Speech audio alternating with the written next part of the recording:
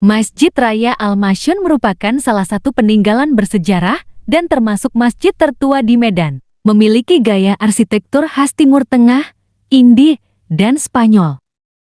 Masjid Raya Al-Masyun Medan populer di kalangan para wisatawan dengan sebutan Masjid Raya Medan. Peletakan batu pertama masjid tersebut dipimpin langsung oleh pemimpin Kesultanan Delhi, yaitu Sultan Mamun al-Rashid Perkasa Alam, pada tanggal 21 Agustus tahun 1906.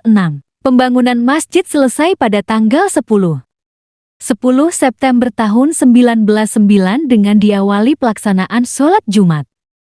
Pembangunan Masjid Raya ini secara keseluruhan menghabiskan total dana 1 juta gulden. Masjid tersebut dibangun dengan sangat megah oleh Sultan Mamun, bahkan lebih megah daripada Istana Maimun, karena prinsip utama beliau memang kemegahan masjid kerajaan adalah yang paling utama. Masjid Raya Medan adalah saksi bisu dalam sejarah kehebatan suku Melayu yang merupakan pemilik Kesultanan Delhi pada masanya. Masjid tersebut memiliki bentuk segi 8 dengan sayap di bagian barat, selatan, utara, dan timur. Bangunan masjidnya merupakan perpaduan dari gaya arsitektur khas Indi, Spanyol, dan Timur Tengah. Masjid ini merupakan salah satu peninggalan bangunan bersejarah dari Kesultanan Delhi yang terletak di kota Medan dan telah berusia lebih dari 100 tahun. Hingga saat ini, Masjid Raya Medan masih berdiri kokoh. Sesuai namanya, kata Al-Masyun memiliki arti dipelihara sehingga masjid tersebut terawat dan terpelihara dengan sangat baik hingga saat ini. Meskipun bangunan masjid sudah berusia tua, masjid tersebut justru menjadi ikon utama kota Medan setelah Istana Maimun. Masjid ini adalah bukti nyata di masa kejayaan Kesultanan Delhi yang memadukan kebudayaan umat Muslim dengan suku Melayu. Sultan Mamun al-Rashid menjadikan masjid ini sebagai masjid kerajaan dan terbuka juga untuk tempat beribadah umat Muslim lainnya.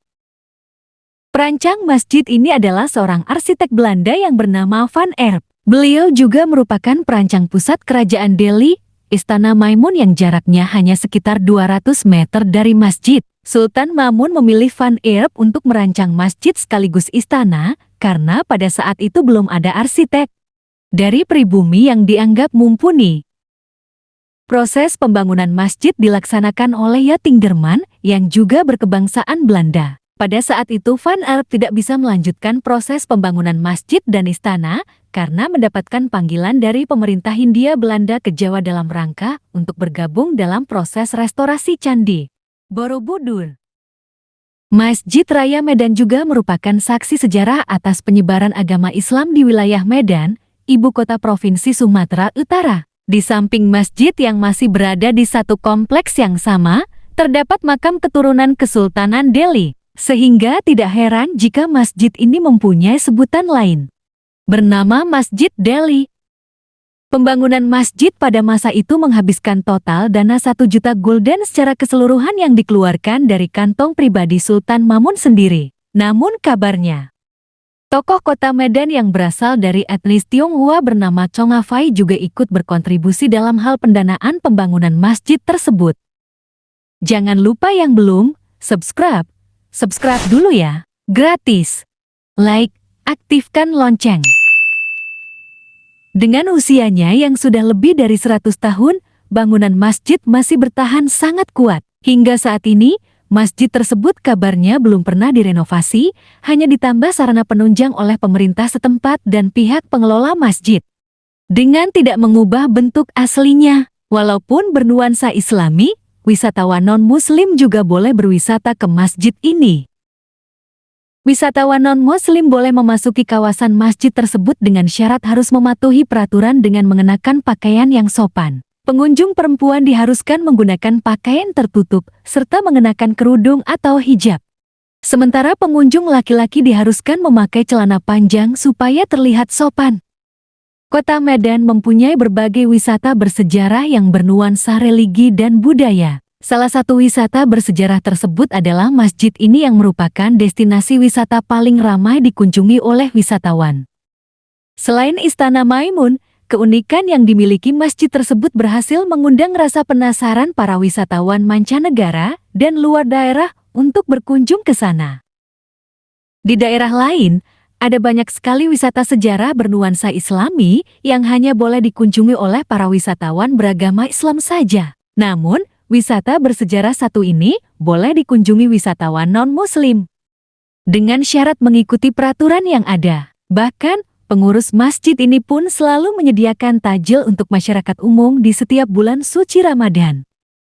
Jarang sekali ditemui tempat wisata religi yang berlokasi di kompleks yang sama dengan Istana Raja Sultan Mamun yang merupakan Raja Kesultanan Delhi pada masanya.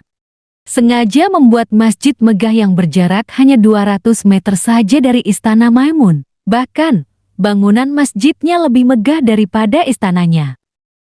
Masjid tersebut dirancang oleh arsitek dari Belanda bernama Van Erp. Sultan Mamun sengaja meminta Van Erp untuk merancang pembangunan masjid karena arsitek asal pribumi belum ada yang dianggap mumpuni pada masa itu. Namun, Van Erp digantikan oleh Yatingdeman ketika Van Erp mendapat pekerjaan di Jawa. Mereka berdua sama-sama arsitek asal Belanda.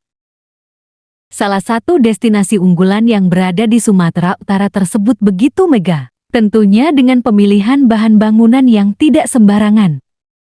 Terlebih lagi perancang masjid tersebut merupakan arsitek asal Belanda yang menjadikan bangunan masjid tersebut sangat mempesona dipandang mata.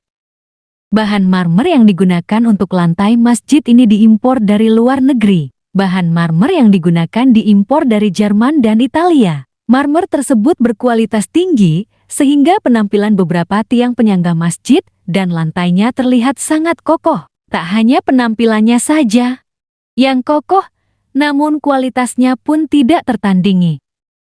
Jendela-jendela yang ada di masjid tersebut diimpor dari luar negeri. Jendela-jendela tersebut menggunakan bahan dari kaca patri. Pemilihan kaca patri ini diimpor dari Cina, sehingga kualitas kacanya pun tidak sembarangan. Kaca patri tersebut sangat awet, bahkan hingga saat ini pun masih awet. Sebagian bahan yang digunakan untuk pembangunan masjid tersebut diimpor dari luar negeri. Selain bahan marmer dan kaca patri, masjid tersebut juga mendatangkan lampu gantung dengan bentuk yang unik langsung dari Prancis. Kualitasnya tidak bisa diragukan lagi sehingga hingga lebih dari 1 abad pun lampu gantung tersebut masih sangat awet. Penampilan fisik bangunan masjid tertua dan termegah di Medan tersebut mempunyai desain serta struktur bangunan yang begitu mewah. Luas bangunannya sekitar 5.000 meter persegi dan dibangun di atas lahan seluas 13.200 meter persegi. Perancang arsitektur bangunan masjid ini adalah arsitek yang berasal dari Belanda. Arsitektur bangunan masjid tersebut merupakan perpaduan dari gaya bangunan khas Spanyol, Indi, serta Timur Tengah. Bentuk masjid ini yakni segi 8 dengan sayap di bagian barat, timur, selatan, dan utara. Corak bangunannya merupakan campuran dari Melayu, Eropa, Maroko, serta Timur Tengah.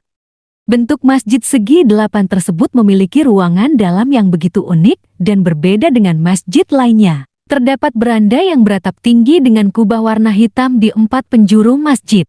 Kubah-kubah berwarna hitam tersebut menjadi pelengkap kubah utama yang ada di atap bangunan utama masjid.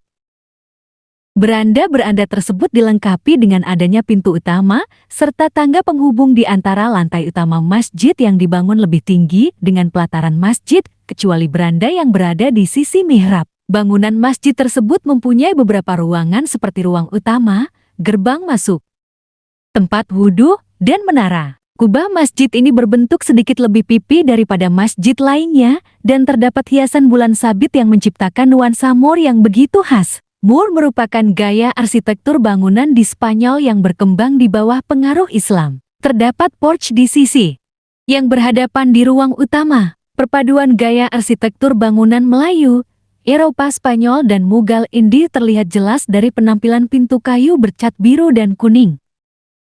Warna kuning merupakan warna khas Melayu. Pintu-pintu masjid mempunyai ornamen Spanyol yang bentuknya melengkung dengan kaca patri berukuran besar yang berwarna-warni. Dinding masjid memiliki penaman dengan motif ala Indi. Tiang yang mengelilingi masjid berjumlah 8 dengan bahan dari marmer yang asli didatangkan dari Italia. Kemudian mimbar yang digunakan saat Ramadan dan sholat Jumat mempunyai corak khas Indi. Di dalam masjid Anda akan dibuat takjub dengan berbagai ornamen serta corak yang begitu unik. Ketika masuk ke dalam masjid, di bagian pintu masuk jamaah laki-laki terdapat Al-Quran yang sudah berusia. Al-Quran tersebut masih dapat dibaca dengan jelas, meskipun ditulis dengan tangan dan usianya sudah ratusan tahun. Al-Quran berusia tua ini diletakkan di dalam sebuah kotak kaca agar tetap terjaga keutuhannya. Hampir semua ornamen dan benda-benda yang ada di dalam masjid masih asli sejak tahun 1909, di mana masjid ini pertama kali diresmikan untuk umum. Ornamen serta desain bangunan masjid benar-benar masih dipertahankan ciri khas aslinya, mulai dari mimbar khutbah imam, mimbar Bilal, desain lampu gantung, pintu, semuanya benar-benar masih asli.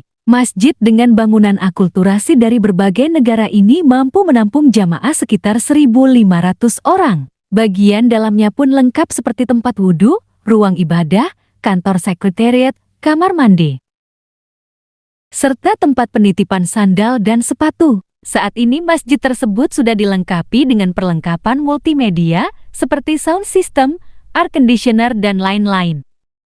Para wisatawan tidak hanya bisa menikmati keindahan ornamen maupun desain arsitektur bangunan masjid ini saja, namun para wisatawan juga bisa berziarah ke makam keturunan Kesultanan Delhi yang berada di samping Masjid Raya Al-Masyun Medan. Makam tersebut berada di satu kompleks dengan kawasan masjid, sehingga wisatawan dapat sekaligus berziarah serta berwisata sejarah. Dengan keunikan yang dimiliki Masjid Raya Medan, tidak mengherankan jika masjid ini selalu ramai didatangi para wisatawan dari mancanegara maupun luar daerah. Bahkan tidak hanya wisatawan muslim saja yang berkunjung ke sini, wisatawan non-muslim juga banyak yang berkunjung dengan tujuan untuk berwisata sejarah.